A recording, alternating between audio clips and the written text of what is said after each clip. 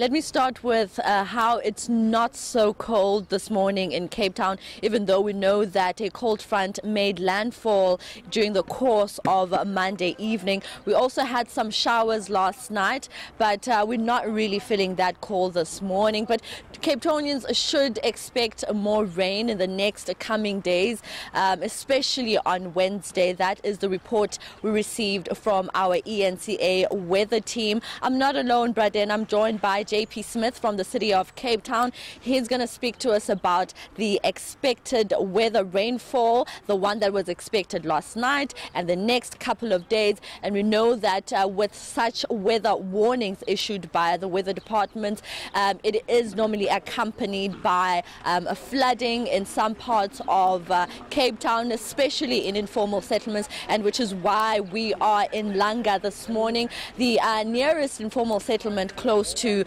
Cape Town. Thank you for joining us, JP. Just quickly touch on the weather that was expected last night and how it affected parts of the Western Cape. So 80% chance of rain tomorrow. And as you can see, the ground is already drying quite nicely. So we had a bad drought. We're desperate for rain. The rain is extremely welcome. The problem is when the rain falls very hard and for continuously, it causes problems. So last night was for short enough so that it didn't cause too big a problem. As you can see, it's drying already. It'll rain again tomorrow. If it rains for long, then the water starts damming up, and communities, especially informal settlements, especially in low-lying areas and retention ponds where you perhaps shouldn't have had structures in the first place, those are then prone to flooding people's houses under an inch or two of water or sometimes more. And so the city's disaster management department has a whole program throughout the year where we work on putting interventions in place to prevent that.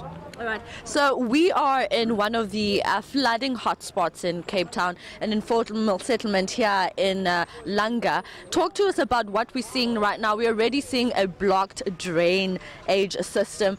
Talk to us about what implementations and what measures you as the city have taken to make sure that, you know, residents don't wake up to water inside their informal structures. So the problem with informal settlements is that there aren't drainage systems. You can't put the drainage systems in without lifting the areas, and some types of topography. If you're in a wetland and in certain sandy areas and dunes, you can't put in drainage system. The soil doesn't permit for it, the environment doesn't permit for it.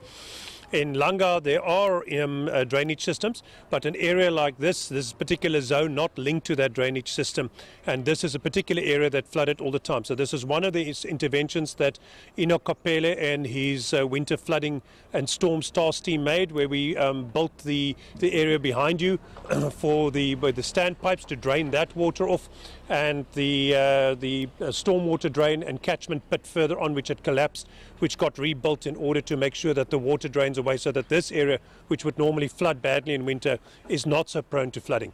The problem is that does, however, depend on the drains not being blocked, and even here this morning we can see that there's been a bit of dumping and other stuff on top of the drains, which might well then lead to some flooding, so we have to continuously clear. Before I let you go, JP, I'm just going to ask us to move out of shot so my colleague can pan and show the viewers how drains here get blocked and end up causing flooding. Let's just continue a little bit with the conversation. What do you have planned in place for the next coming few days? We know that it is going to rain in the next few days. So we've had these conversations with SASSA to improve the nature of the delivery. We want faster turnaround times on making sure that we can deliver quickly when there's flooding, relocating people into halls where necessary and assisting them with bedding, clothing and other materials if their home is affected by flooding, and then also making sure that year on year we see a reduction in the number of flooding hotspots like this. And this is one area where, because of the catchment, but because of the engineering intervention, we then don't have a major problem again. Unfortunately, other new informal settlements in the meantime that now will be prone to flooding, and then we will be helping.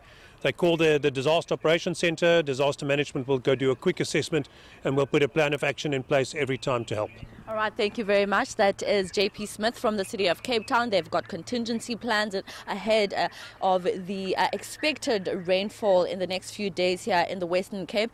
And I think I should also mention, Braden, that other parts of the country should also expect some rainfall, parts of the northwest province and also the Western Cape. But our eNCA weather team also confirmed that some other parts in the country will not experience as much rain. There is a bit of warmth in other parts of the country that should be expected. Back to you in studio. Yeah, I think we should stay positive. This is just the first few drops of rain as autumn begins, as we head to winter, which is the Western Cape's rainy season. May more come down. Thank you very much. eNCA's Athi Mtongana.